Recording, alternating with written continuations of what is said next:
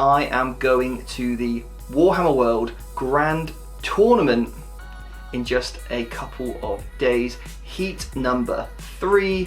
I've put together a list which I think might break the meta.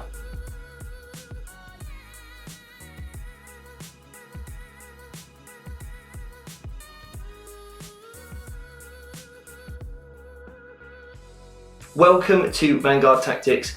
I'm Stephen Box, and my mission is to help people become a better 40k gamer.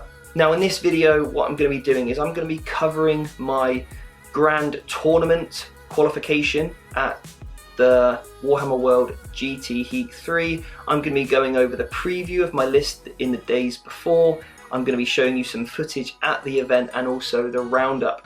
But what you need to do is keep watching, as I'm going to be giving away £100 worth of Glasshammer vouchers. Okay, so Glasshammer do Games Workshop products at 20% off. I'm going to announce the winner on Christmas Day, and I'm going to do that through my email list. So what you've got to do in order to be in for a chance of winning is to subscribe to this channel, like this video, and also subscribe to my website newsletter, which is www.vanguardtactics.com. Hope you enjoy this video. So I'm going to be going over all of my matchups, but first I'm going to be going over what I'm taking, the mission pack, and what I'm kind of expecting to face, the reason why I've put this list together, and also what I'm not looking forward to facing as well. What I'm then going to do is a roundup, and I'm going to tell you exactly how I played every single match, depending on obviously how I do, what I did well, what I did wrong, what games I won, lost, drew, and all that kind of stuff, and taking you through stage by stage, blow by blow, exactly what happened. And then also maybe I'll do some concluding thoughts on, you know, what I thought of the mission pack, the meta, the opponents I played, and all that kind of good stuff. But first, I just thought it might be nice to sort of give you a little bit of a backstory about me. I got into the hobby literally a month before 8th edition dropped. I used to play back when I was like 14, 15, so I've had a good 15-year break from the hobby, now being 30, and I just got back into the hobby as I found it's just such a great, not only escapism, but a really good time for me to relax, and also be around like-minded sort of people that, and actually I found one of the best social and sort of communities I ever thought I would find, and Warhammer has been such a massive part of my life for the last 18 months, and I just want to share it with you, and hopefully as well, like, we can build that sort of relationship, and maybe I'll even see you at a competition in the future, or on our sort of journey of 40k.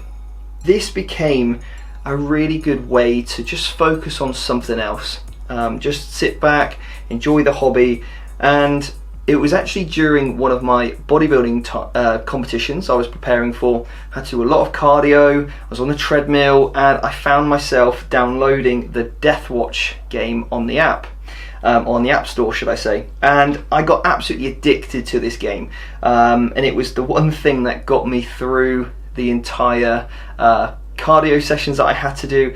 And then I started to find myself just having a little cheeky look at, you know, what was on the Games Workshop site, what new models there were, and I started to sort of reminisce what it was like back when I was younger, as I've always sort of had that interest. I think once you've played 40k and you've done a hobby like this, it's a little bit like riding a bike, it kind of never leaves you, and I don't know if that's kind of how you feel as well. So going back to when I started, first of all, when I started collecting at 8th edition, I started collecting Eldar, and ever since I've done all of my competitions playing that army. I've competed at Battlefield Birmingham, which is a really massive 100-man show in Birmingham.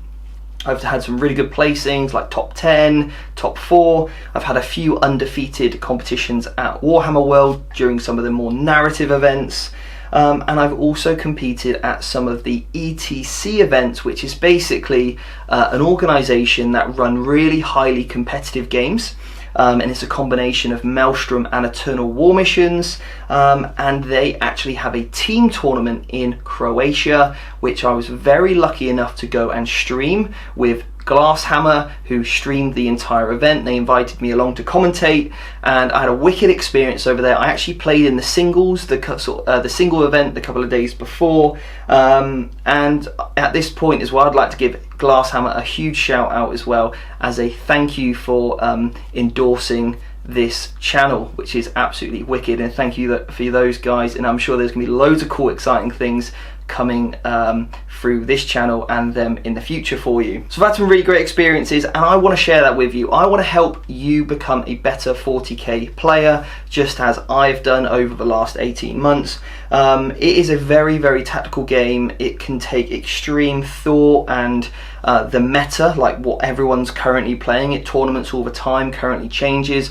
But I think as well, I want this channel to be a way of supporting the community, supporting the competitive scene, but also, you know, like I used to play at my club all the time, like most of my games that I do are against my mates, and all the time we just want to become slightly better at the game. And I just want to help, you know, you, if you're watching, experience that. Maybe you learn a little bit, maybe just watch a few of the battle reports that I post up, listen to some of the tournaments that I do, and I want to break the stigma, okay, of competitive play. I think sometimes it has a bit of a stigma around people being you know, maybe not particularly nice when you're there, and they're just caring about winning, and I want to break that mold as well, and hopefully I can show you how great the hobby is, how many amazing games I've played, and you might get the odd one, and I've got you know, a couple of experiences about that in the past. But generally, on the whole, it is a really wicked community to be part of it, and I'm sure that's why you're watching this anyway, so you already know. So my normal list is Eldar, but do you know what? I thought, no, for this one, I don't want to do it. I don't want to run Eldar anymore. I want something different. I want to go back to why I fell in love with this game again, and that was through Deathwatch. And as you know, this GT is before Chapter Approved is officially out in December 2018, if you're watching this sometime in the future. And Deathwatch aren't particularly strong. They're very, very highly costed in terms of their points. This GT is a 1750 point tournament, so 1750, and it is going to be very, very competitive. There's going to be some very good lists at the moment. We're probably going to see an army of knights. We're going to see orcs. The codex dropped last month. It's going to be, they are very, very strong at the moment. We're going to see lots of orcs. We're going to see lots of Ynnari. I think they've got something like a 70% win rate. I've put together a list which I think might break the meta. So as I mentioned, I've put together this list. Now, this list is either, in taking Deathwatch, and Deathwatch is more than 50% of the army, which is why this is a Deathwatch army. There is some other elements to this list as well, which isn't Deathwatch, and I'm going to explain why I need to have them in the list. This is either going to be, in my opinion, probably one of the biggest mistakes I've ever made of 40k, or one of the greatest like ideas I've ever had when it comes to competitive gaming. So I always think the best players are not the ones that take the new up-and-coming list that's really strong.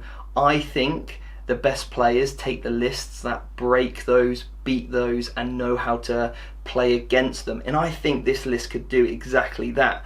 Now, I'll be honest, Deathwatch aren't great, okay? There are so many really, really hard matchups I might face in probably game 1 or 2. I'll probably just get knocked out of the runnings. But if I win one game, I'm going to be happy. If I do better than that this weekend, then I'm going to, you know, just be absolutely over the moon. I've put this list together with my mates Jack and Dan and Mark, and I'm sure those guys as well will probably feature on this channel at some point in the future. But we've tested it. We've played against some Dark Eldar, some Nids, some Tau, and it does okay if I play it well. So let me talk you through the list. I'll get the boring bit out of the way first. I'm running a battalion of Cadia, and I've got, and you've probably seen this before, company commander.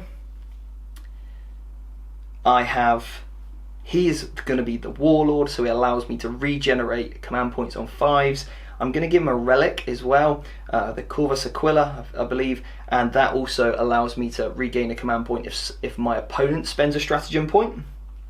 I then have 30 guardsmen, just with las guns, and then I have the man himself, company commander or tank commander Pask, and he has got a battle cannon and las cannon, and I'm going to explain why I've put him in the list and why I think he's so good in this list, and why he for me is often in the test games been an absolute man of the match or MVP. I've then got a super heavy auxiliary detachment which I'm running a Crass Crusader Imperial Knight, and I've basically given him the I've hand painted on the Deathwatch, and all of this stuff has been hand painted, and I'm not a great painter, but I'm certainly improving, and that's something I'm really going to hopefully share with you guys as well, as we go on, you know, through the channel and things, as I experiment with the hobby. But he has got a rapid fire battle cannon, and he's got an Avenger cannon as well, or sorry, should I say the Avenger Gatling cannon, and then he's also got a rocket spear. Basically doesn't need line of sight, and really long range, great weaponry. So he fulfills a role as well which nothing else can, and I'm going to go over why he's so effective and also why I've gone for House Crast. And then also finally I've got then the main portion of the army, which is the Deathwatch, and this is the bit which I think has got so many tricks and people are not going to see this coming. So I've got the Watchmaster, I've got a Watch Captain with Thunderhammer and Stormbolter. So in each of the Deathwatch squads, and I've got 3 that are exactly the same, apart from one alteration which I'm going to tell you about. I've got 3 squads of 9. Now in Deathwatch you can take a Terminator, a Bike and a Vanguard, and you can take more than one as well. So you have to take your 5 minimum troops, veterans, and then you can take one of those. You can upgrade to a Black Shield, who's really cool. He can heroically intervene, which is amazing because he can pull the whole entire squad into combat. I've got a Sergeant who's got a little bit better leadership and then also an extra attack. Then I've got the Terminator that makes the entire unit ignore morale checks. The Vanguard veteran allows me to fall back and shoot, and then I've got 3 Storm Shields in 2 of the squads, and then 2 Storm Shields in one of the other squads, just because I didn't have the points. And that gives me a 3-up invulnerable save, which is pretty massive in the game. The Terminator as well, I can put all the wounds on him that are just like 0 modified shots, so he can take 2-up saves all the time in cover as well. He can then start tanking the -1 any damage like that, because if he's in cover he's still on that 2-up, and he's basically the shield that everyone then can just follow behind. And that's the idea. But these guys with Stormbolters, because every guy has a Stormbolter and also a Chainsword, I've got 32 shots. 32 shots with the Watchmaster, if they're within 6, can re-roll all misses, so I'm re-rolling 1s and 2s. And Deathwatch have this ability to pick a type of unit that I can re-roll 1s against. So if I'm playing Orcs, I can pick troops, so every time I roll a 1 to wound, I can get that re-roll. If I'm playing, for example, if that's like Orc Boys for example, if I'm playing Talos, who are really hard to kill, then I can re-roll 1s against heavy support. So I can pick whatever it is at the start of the game. I can use a stratagem to change it, but Deathwatch have so many tricks. I can also put 3 units in Deep Strike as well, which is really great. And the other great thing about these guys is that they have some amazing anti-Xenos or anti-alien abilities to sort of combat Eldar, Necrons, Nids and all that kind of stuff, which is really cool. And hopefully I'm just basically hoping to catch a lot of people off guard, because they have no idea what Deathwatch do. You never see Deathwatch at tournaments, you never see Deathwatch at your local club, and they've got so many tricks, and I think in the right hands, hopefully these hands, I can do some work with them. Now I would love to run a pure Deathwatch list, but they suffer from 2 things. A, not being able to kill another, or basically a knight list, which is why I've got my knight and also House Crast, because Crast allows me to take a relic that gives me an extra 2 damage on every single weapon that I have against Titanic vehicles, and plus 1 damage against vehicles with more than 10 wounds, which is absolutely astonishing. I can also give him a Warlord trait to get a 4-up invulnerable save, rotate Iron Shield to a 3-up, so hopefully he can take a punch and then also just deliver and kill knights for me. And then also to back him up, I've got Pask. His battle cannon, he hits on 2s, he rerolls 1s if he stands still, and he can order himself to re-roll the number of shots that he has when he fires his battle cannon twice. And I've also given him a las cannon as well, so I've got 2 units there to kill tanks or knights. Ideally I'd like a little bit more, but that's that.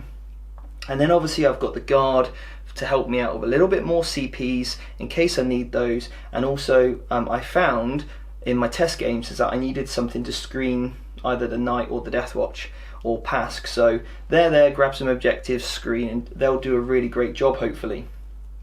So that's the list.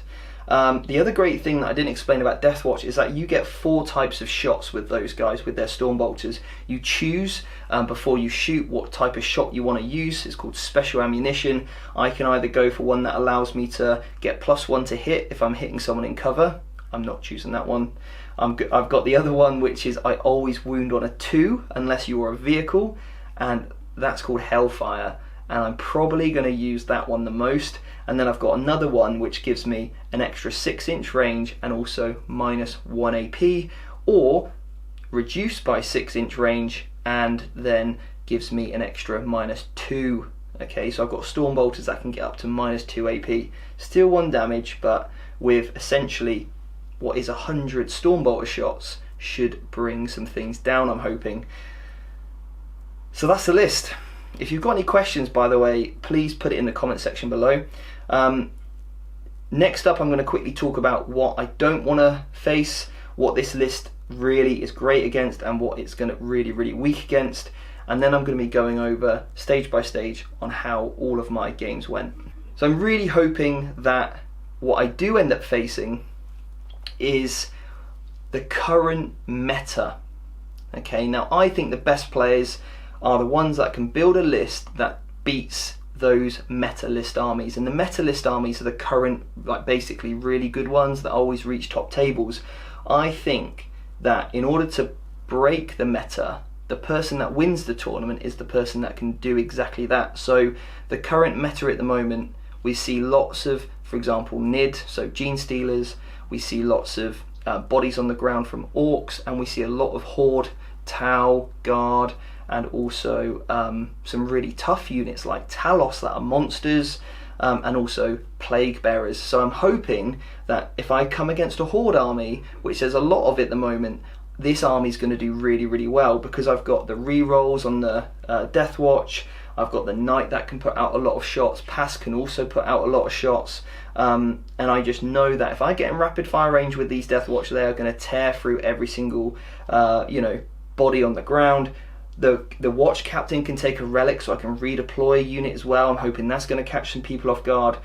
But what I'm not looking forward to facing is mainly 2 things. Lots of vehicles, so either Knight armies, they're going to really hurt. If I face a Castellan, he's got the ability to tear through this entire army himself, especially with Smash Captains that can take down my Knight. I'm not looking forward to playing, like a guard heavy tank list, or maybe like lots of Imperial type vehicles or lots of Tau vehicles. I'm going to really struggle against that. I'm going to really struggle against Knights. If I face a full Knight army, the only hope I have is to play the mission. That's because I'm not going to be able to kill them, I don't think. And the other thing I'm really going to struggle against as well is anything that can put out a lot of mortal wounds. So that's either Grey Knights or Thousand Suns, because mortal wounds, regardless of my armor saves, regardless of my storm shields, is just going to absolutely and obviously rotate iron shields on my Knight, it's just going to destroy this army with just absolute ease. So I hope I don't face those, and I hope I just face a lot of Orcs and a lot of Horde armies. Next up, what I'm going to do is I'll show some highlight clips, if I can, of my time away, if I get that opportunity as well. Maybe I'll record a video while I'm at the hotel after day one, and I'll put that in. And then what I'll do then as well, as part of this video, is I'm going to do a complete summary of how all of my games go. I don't know who I'm playing game one. They don't announce it like some other tournaments do. So literally as soon as I register, I'll get to a table and find out who I'm playing at that point. So I'll do a full summary exactly how every single game went, and also then where I ended up finishing. But like I said, if I just win one game with Deathwatch, I'm going to be happy. If I do any more than that, then I'm going to be absolutely chuffed, because I know there's a lot of people that doubt this list. A lot of people have told me, don't do it, you're wasting your time. But I just want to have fun with it. So that's the goal. If I have fun, win a game, I'm going to be more than happy. So let's see how I get on. Here we are, coming into what is Warhammer World and GW HQ.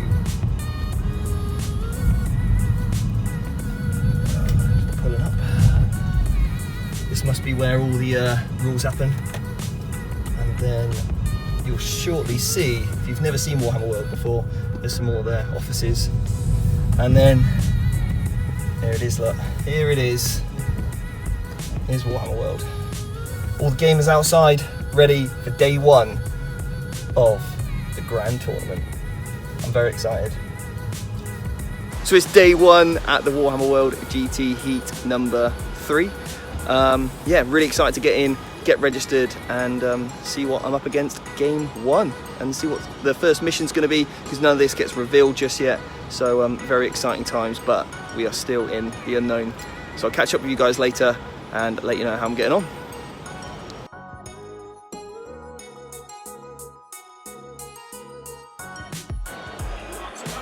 So this is turn, basically middle of turn 2, playing Javi, having a great game. Got some Deathwatch, some kicking off, Death Company v Deathwatch. Nice. Playing against Deathwatch Knights, against Tom. This, I can't believe it, the only other Deathwatch player here. It's not really Deathwatch. It's not, but they look cool.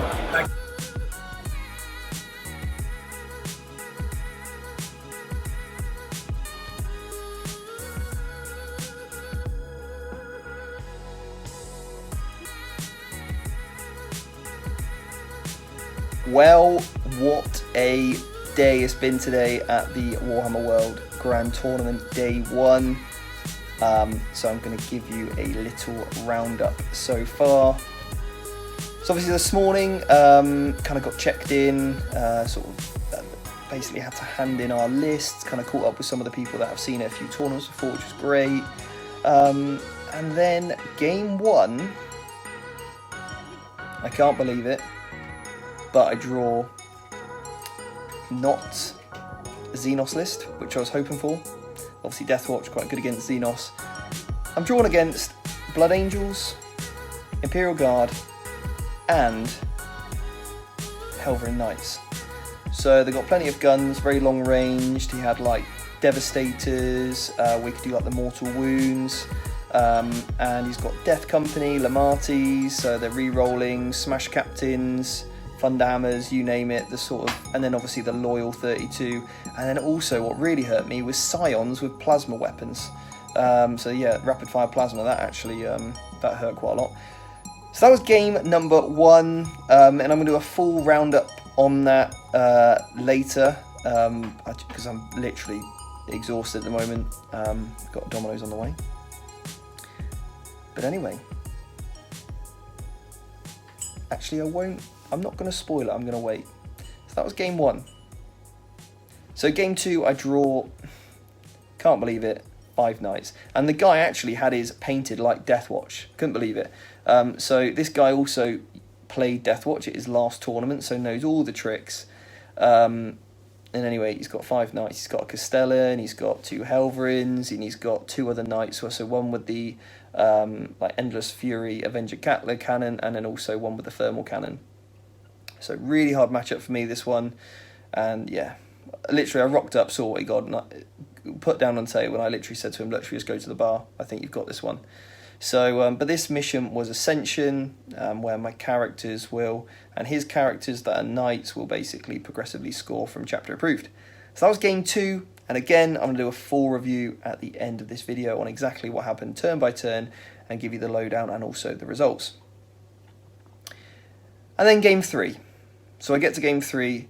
What else did I say this morning? Oh yeah, Magnus is a big problem for me, because obviously he just absolutely tears through my Deathwatch with his mortal wounds. And obviously he had a Zangor bomb as well, so 30 Zangors that basically can turn 1, they redeploy, they're -1 to hit, they got an invulnerable save on them, they can move again, so they're literally killing all of my screen turn 1, and then they can start tying up tanks in consolidating in absolute nightmare.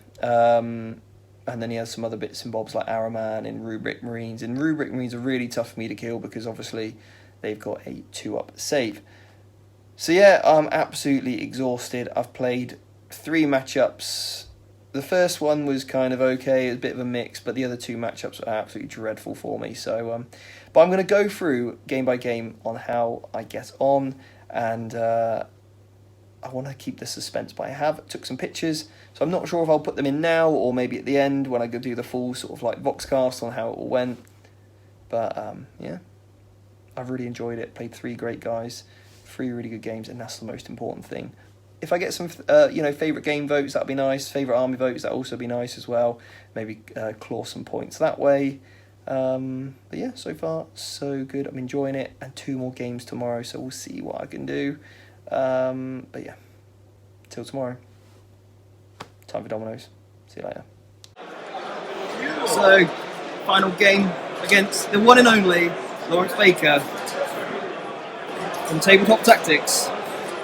This is the lay of the land. It's going to be a good game. Hey guys, so this is now the roundup. Now, what a weekend. This was actually one of the best 40k tournaments that I've been to. I had such a wicked time, and I left on such a massive high. So as obviously you saw that I did a little kind of chat after day 1, I then go on in day 2 to play in game 4. I played against a Gulliman gun line with tanks, and then in game 5 I play against the Lawrence Baker from Tabletop Tactics with his Eldar. Now, you may already know at this point what happened, as that game was streamed on the live Twitch channel from GW, and it was also on their Facebook page. So you might already know the result. So this is where the spoilers happen, I suppose. I ended up going completely undefeated with the Deathwatch, and I couldn't believe it. So I've got my invitation to the Grand Tournament Finals. I played Lawrence, but he was on 4 wins at the very end. And essentially, yeah, we were kind of in the final on stream. So what an amazing experience that was. Lawrence was a wicked opponent, but I want to talk a little bit more about how I got there. Okay, so I'm going to do a little bit of a kind of like stage by stage, game by game approach. And then I've also got a couple of characters here I want to talk about and touch on. And just overall like sum up my experience really, and kind of what I did, what was effective, what wasn't, what would I change. So the first thing, so game 1 I'm playing against the Blood Angels, Imperial Guard and 3 Helverins, and played a really great guy called Javi. We had a wicked time, really, really great game. It was hammer and anvil deployment, end of game scoring, okay? So each mission, I think there's 4 objectives, each one is worth 3 at the end of the game, I think. And we had a wicked game. I deployed well, I think, you know, my dice was pretty decent. But basically what I thought I would do is just focus on the Helverins, get those guys out of the way first, and basically wait to see where he drops down with his Death Company. And then once that's cleared, I can then push on into the guard lines and then hopefully sweep up. And that's exactly what I did. I deployed conservatively. I screened out well so we couldn't bring in his smash captains.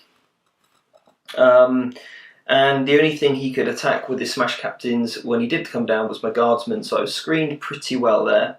And then I could mop up quite easily with my knight and Deathwatch actually.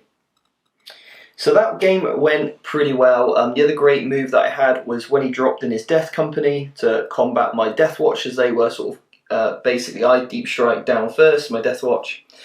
And I'm basically baiting him by doing that. And what I wanted him to do was see that as such a threat, he would have to counter it.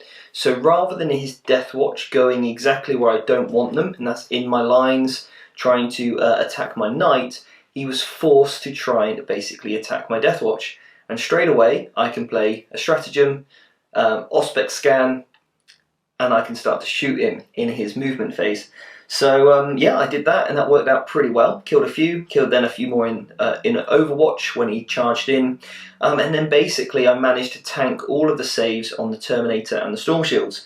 So that was great, but Lamarty's was there as well, and he killed a few more of my boys.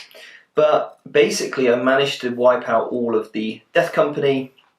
I killed the Knights with this absolute hero, Pask. Pask killed 2 Helverins that game, and then the Knight just sort of picking on targets as well. So that was absolutely fantastic. In game 1, I think I'd lost the unit of Deathwatch, and I ended up tabling my opponent. But absolutely wicked game, and very, very enjoyable. So then on to game 2.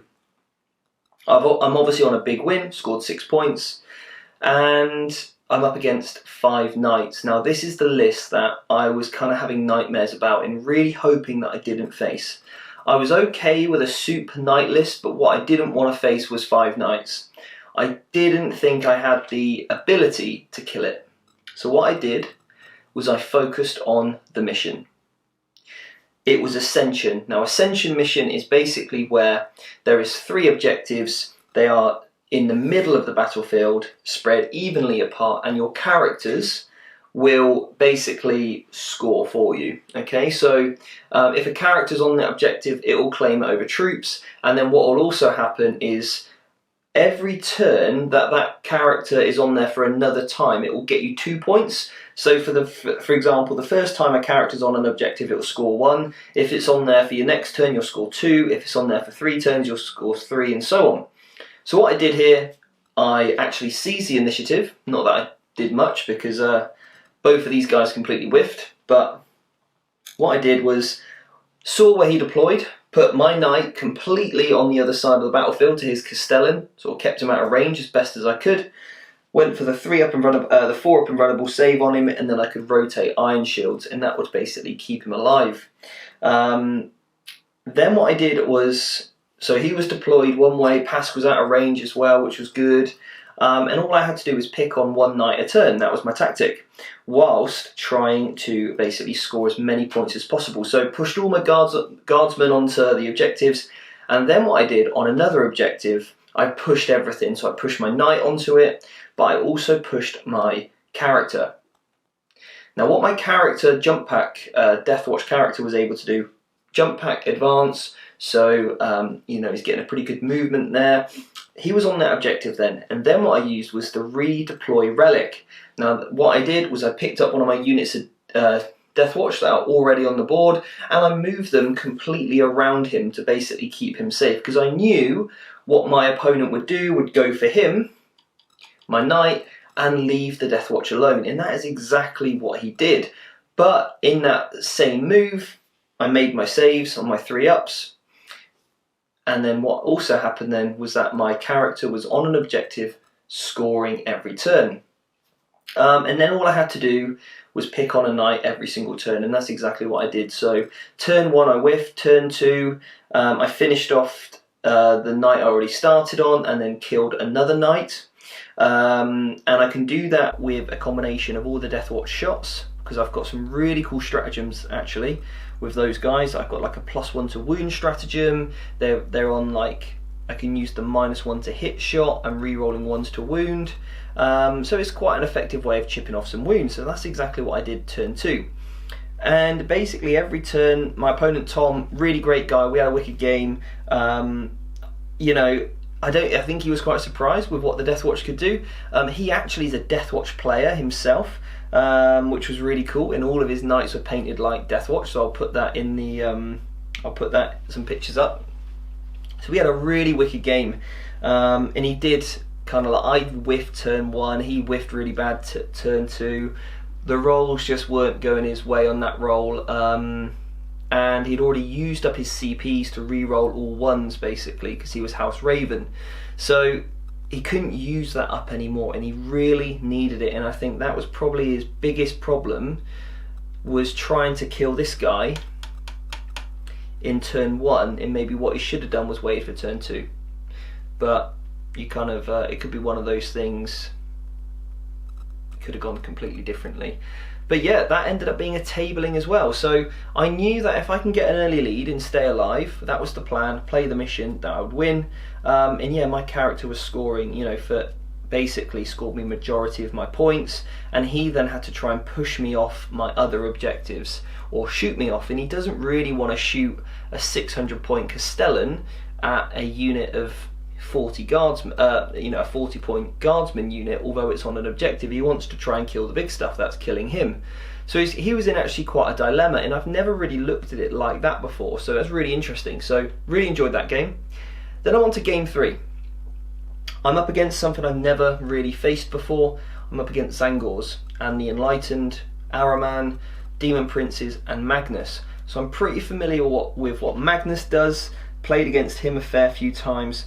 I know that 3-up invulnerable save is pretty brutal, but again, I deployed very defensively, basically made sure that Magnus wouldn't be able to make a turn 1 charge, or if he was going to, he'd have to really, really work for it. But my opponent, we had a great game. I believe his name was Andy. We had a really, really good game. He moved his Zangors over, sort of really buffed them up. They're -1 to hit. You know, double moved them, so he, you know, removes them, redeploys them, moves them again, and he's got like a 1-inch charge to my guardsmen, so obviously they get in combat. And I just had to do the best job I possibly could to basically let them all die, because what I didn't want was to get to tied up there, so then that means I could shoot it in turn 1. So I managed to kill a few Zangors. His rolling was great, saved lots, but the Deathwatch that I deployed really started to chip away there. The Knight killed a few more, but I was literally, you know, having to use my entire army to kill these, you know, what should be a cheap screen, but they're actually quite survivable with their -1 to hit, 5-up invulnerable save. So then Magnus comes over, turn 2. All his powers go off, he's really beefed up, and it's pretty much pointless me using my big guys to shoot him, just because of obviously the fact that yeah, he's going to save them, and the extra damage is just going to be completely wasted. So I'm up against Magnus. Magnus comes in turn 2. I do a few wounds on Overwatch. He doesn't quite kill the Knight. I mean, I'm literally got a couple of wounds left, but what that does allow me to do is hit him back with the Knight, and also the Deathwatch can heroically intervene if they have a black shield model. So they heroically intervened, put some more attacks on there. I think I put some stratagems on there to give him re-roll wounds against Magnus, just to get a few more. And all I need to do is wound him, because he's on a 3-up save. So my chain swords are actually as good as power weapons at this point. So lost a few more wounds. And then what I do is I fall back and shoot him. Okay, shoot him with absolutely everything I've got. So I needed to get rid of Magnus. In this turn, I remember being sat there thinking, right, I need to get rid of Magnus, I need to clear off like 15 Zangors, and I need to kill this Demon Prince. And if I do that, I might be in a chance of winning. So I dropped my Deathwatch down, completely make sure I've got lots of units that could shoot Magnus, the Demon Prince, and then also start to take a hit on some of the Rubric Marines that were you know, out in sight as well. So that's exactly what I did. Yeah, I had a really good second turn, killed Magnus, killed the Zangors, killed the Demon Prince. I'm feeling pretty good at this point. I've just now got to worry about Araman, the summoning demons that are going to come in. But at this point, I'm feeling pretty good. All my boys are pretty much in cover or out of line of sight, so he can't do too much back to me. So then I start moving forward in my turn 3. And I really start to put the hammer down now. The Deathwatch are charging. They do great. Like, I brought my captain down. Like, he was kind of in the centre. He charged some boys. Jumped on an objective. Because this was the mission where my objective is worth 1 point. His is worth 4. And the middle ones are worth 2 each. So at this point I was on mine and 2 of the middle ones. And I just needed to keep that. And I thought if I can push on into his, it could be you know, like another big win. So yeah, that's what I focused on doing. And I think it ended up going to turn 4 or 5 in. We shook hands basically. You know, I think he had Andy had like 5 Rubric Marines left, and I was like had 20 Deathwatch Marines stood next to them with the knight, you know, charging down as well. So that was a really cool game. Because in my next turn I killed those Rubric Marines in the Enlightened quite easily with the Storm Bolters, and then sort of pushed on a bit more. So again, good. Had a strategy in place. I thought, right, just need to do this and do that, but actually overachieved, which is best. So when I go into a game, I'm always thinking about what is it I have to do? What is it that I have to do this turn? Rather than trying to do so many different things, I really, this tournament, have learned from my previous mistakes. And I over-committed. I wasted shots. If something needed to die, I put everything into it. So if my knight only had 1 target, or let's say 1 target that needed to die, but other targets that would be good to kill, I just put everything into it. I didn't split fire. I think sometimes split firing can be someone's biggest downfall. So then I'm into game 4. Because that was the end of that game 3, was end of day 1. I'm now into game 4. And I'll be honest, I didn't enjoy this game. I did a live video actually on the Glasshammer Facebook page about it. And I don't want to go into it to too much detail, but I didn't really enjoy playing this opponent. I'm not going to mention their names. But one thing I did was I agreed at the start of the game that we would finish it. We would take it all the way to the very end if needed. And there's a couple of things that the mission pack allowed him to do. And in chapter approved, I think that's going to get sorted out. But essentially, what I don't like about the game is that, or in the chapter approved missions, is that if you win the roll-off to put down the objectives, the person that puts the last one down gets to pick the map and their deployment. They already know that they're going to pick the deployment. And I don't like that. I don't like someone knowing that wherever they put their objectives down, they're going to know which deployment they can then pick. Which allowed my opponent to put 4 objectives in one corner, and he happened to roll the right map that he needed in order to put his Guilliman tank line on top of it. Now, there was a few things that happened in the game. He basically really drew the game out for as long as he possibly could, so that I wouldn't be able to get all of my turns in that I needed, okay, because it's progressive scoring. And there was a couple of points that happened, and I think if you're not enjoying a game, the best thing to do is speak about it and talk about it. So that I did that. There was a couple of things I wasn't very happy with, and I just said, look, the reason why I'm not very happy with this is because of this will influence a decision if this happens, and blah, blah, blah, blah. And I explained the ramification of his actions. And I don't want to go into it sort of like the detail, because again, I really want to get across that this was such a positive experience on the whole. This just happened to be one bad game. And I've played so many competitions this year, and I think that game in particular and another game in particular have stood out to me probably in the last 30 games I've played, basically. And I'll be honest, it all comes down to the game not finishing. and people trying to play for that. And I think what should happen in the future is that we need to find a way as a community, as rules writers, to find a way to not allow people to gain an advantage through slow playing. And that is what we need to basically eradicate from the game. It's not sportsmanlike. He even admitted it wasn't sportsmanlike, and it was sad that that would be the case. But he was obviously after the win. And I can, as much as I appreciate that it's a competitive game, at the end of the day, it's a game of toy soldiers, all right? And I'm not downplaying this at all. I play because I want to be the best general. I want to be the best, the best strategist. I want you to beat me because you played better than me. That's what I want. I don't want someone to attempt to manipulate the rules or the rules of the tournament in order to gain an advantage, and I don't like that. And I'll be honest, I had been warned about this individual before, and he tried to do exactly what he's done to other people with me. And to be honest, I wasn't going to stand for it, and I wasn't going to let it happen. And I just said to him very calmly at the end, look, if we carry on playing like we agreed at the very start of this that we'd play at lunch, I'm going to win this game. But I'm happy right now to shake hands on a draw.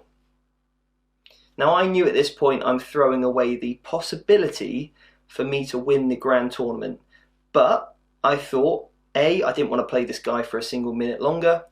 I play because I enjoy this game, and I don't want to have to deal with things like that. And second of all, I didn't want him to get a win based on slow playing. And yeah, the judge, who had to basically watch the entire game because it was that bad, basically said to him, look, you should take the draw. That's a pretty fair thing Steve's offering you there. In absolute credit to the judge in the TO for just being absolutely remarkable. I can't give them enough credit. They ran a really tightly organised ship, and it ran really, really smoothly. So then, anyway, that one out of the way. On the more positive things, I'm up against Lawrence from Tabletop Tactics, and I'm a subscriber of Tabletop Tactics. I think it's a wicked channel, and if you want to learn more about the game, it's a really good place to learn more. So anyway, I'm playing against Lawrence. I've met him a couple of times before, and we finally get our game in together. So anyway, won the stream as well, which is cool. So I'll put some clips up if I can about how that played out. He's got his Eldari army. He's got like 2 Crimson Hunters and a Hemlock, all -2 to hit. He's got 6 Talos with a 4-up invuln save, with a Homunculus because they're toughness 7 with him. He's got a Kronos, which is very like a Talos. He's got 3 Ravagers with Disintegrators and an Archon, and it's a pretty brutal list. We're also playing on a map you'll see from the video on the Twitch stream that there is so much terrain he can literally hide his entire army. So, unbelievable. And also, we're then playing a mission where you can raise your opponent's objectives if they're in their battlefield or in their battle line. So I've got 2 in mine, there's 1 in the middle, and he's got 3 in his. So, hammer and anvil again, and all I do, again, I deploy conservatively. That's all I want to do, is deploy very defensively. I want him to come at me. I want as many turns as shooting him as I possibly can. Alright? So that's kind of, and what I also want to do is provide a big enough gap between my line, his line, for my Deathwatch to land, because those boys are the game winners for me. They have literally pulled me out of so many bad situations over the tournaments. That redeploy relic is unbelievable with Deathwatch, and it is so powerful. So, my first turn passed whiffs. I was expecting more from the boy, but he whiffed on me. My knight pretty much whiffs as well, and we just about, between the two, kill a Ravager. Okay, so I'm like, right, turn 1, I get the +1, and I kill the Ravager. So I'm kind of happy with that. I get first blood. And I move my guardsman onto the middle one, so I'm on 3 objectives. So I'm on 4 points at this point. He then retaliates. He's got his 3 flyers, the Talos, the Ravagers. They all gun for my knight, and I'm literally there like using all the stratagems I can to keep him alive, and I've basically got 3 or 4 wounds left with him, so I know he's going to die turn 2. So they like you know, credit to Lawrence, he really put everything into him. Then what I did, he put his Talos in terrain, so, and he also moved all his other 4 Talos up. And I know that this turn I've got to do 2 things. I've got to kill his Ravagers. I've also got to start to get rid of his Talos. So I know I'm going to lose my knight, but what I need to happen is those Ravagers are the things that are going to tear through my Deathwatch.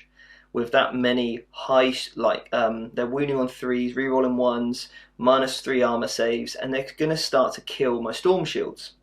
So I needed Knight and Pask, so I boosted him up for 1 CP so he fights on full capacity. And basically him and Pask, like I said, I overcommitted everything into a Ravager. I wanted it down. And then I could put some other shots into another Ravager, whatever was left. So that's what I did. And then I put everything of my Deathwatch into his Talos. I managed to kill, I think, 2 Talos in my turn. And I basically brought down all my squad. So I moved 1 squad up that I actually deployed, then brought the other 2 down, rapid fire 1 squad off, rapid fired another squad off, and I think I'd killed 2.5 basically Talos. So this is where the game really started to turn now. His turn 2. So I get another 3 points, by the way, and he's also scoring 3 points a turn. So my turn 2, Lawrence's turn 2, he moves his Talos, and they're within 12 inches of a unit of my Deathwatch. One of them's already wounded, he's only got 3 wounds left, and I literally have a stratagem that allows me to shoot him if they're 12 inches away. So I deliberately put them down within 12 inches. So even if he touches those Talos, I get to shoot them with my stratagem for 2 CPs. So the pain train's coming in. Lawrence, how did you feel about my Deathwatch stratagem? I actually think it's really cool. Oh, he likes it? No, I like it. What I actually wish is that the Grey Knights had anything remotely like it. And I said it will probably be the best 2 CPs I ever spend, and it was exactly that. I managed to kill, I'm -1 to hit them, but with all the rerolls I've got, and I'm wounding on 2s on the Talos with Hellfire, rerolling 1s to wound, regardless of their invulnerable save, regardless of their toughness, they die because Lawrence rolls, you know, out of about 20 odd dice, he rolls plenty of 1s and 2s as you would. So yeah, they die.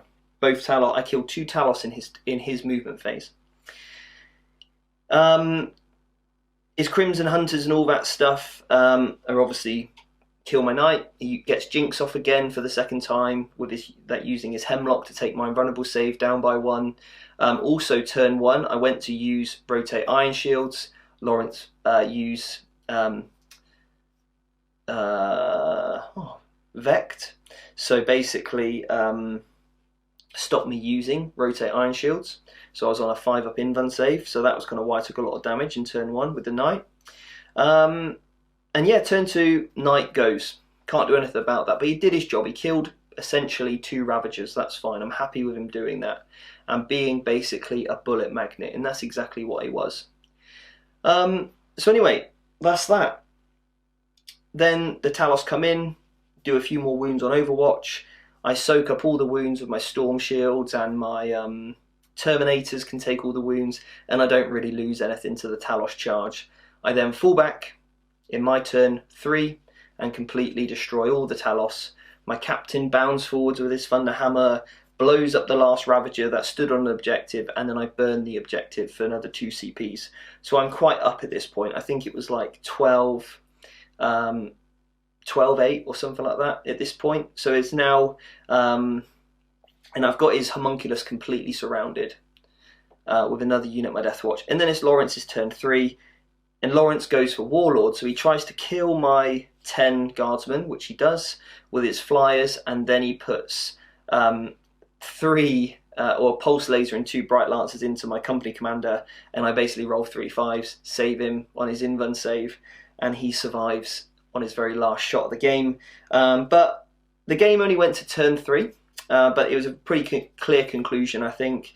One more turn and what would have happened is I would have basically redeployed my unit over next to my captain, and they would have shot the Kronos off the board, because he would only had 1 Kronos left in 1 Archon, and then it's basically I'd have no boots on the ground him, because the only units he'd have had left would have been the flyers, so it would have been a tabling.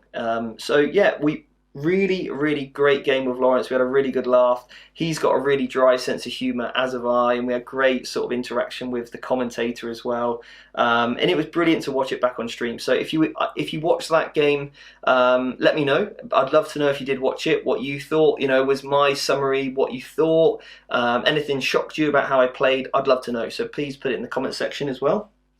But guys, I just want to say a massive thank you to Games Workshop for putting on the event. I'm buzzing to be invited to the grand final, so I've purchased my ticket already. And thank you so much for watching. Really do appreciate it. I'll be putting out plenty more content, hopefully on a weekly or bi-weekly basis. So what next? Well, I'm going to give away £100 of Glasshammer vouchers, which you can spend on any Games Workshop products through their site. They give about 20% off, so it's a pretty decent, you could probably start a new army there.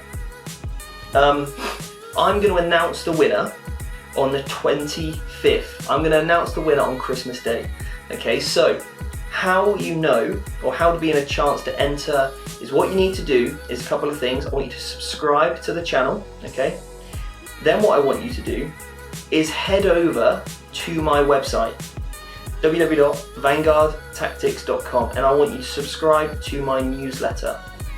Okay, it's at the bottom of the website. There might even be a pop-up, and what I'm going to do is I'm going to email out the winner on Christmas Day. So your deadline for this entry is the 24th of December 2018 at 11:59 PM.